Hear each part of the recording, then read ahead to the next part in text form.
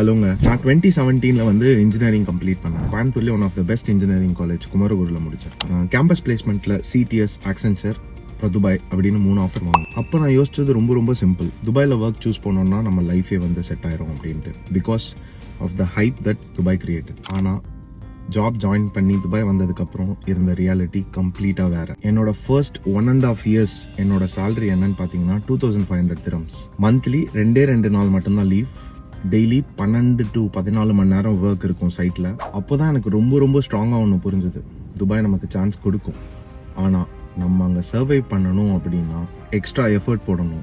Degree மட்டும் பத்தாது, நமக்கு எக்ஸ்ட்ரா ஸ்கில்ஸ் இருக்கணும், சாக்ரிஃபைஸ் பண்ண ரெடியாக இருக்கணும், அண்ட் மொத்தத்தில் நமக்கு மைண்ட் செட் ரொம்ப ஸ்ட்ராங்காக இருக்கணும். So next 30 days Dubai life சீரியஸ்குள்ளே என்டர் ஆக போகிறோம். ஃப்ரெஷ் கிராஜுவேட்ஸ் துபாய் வரணும் அப்படின்னா என்ன எக்ஸ்பெக்ட் பண்ணலாம், எப்படி சர்வைவ் பண்ணணும், அடுத்தடுத்த ஸ்டெப் என்ன பண்ணணும் துபாய் வந்ததுக்கப்புறம் அப்படின்றத ரொம்ப டீட்டெயில்டாக பார்க்க போகிறோம்.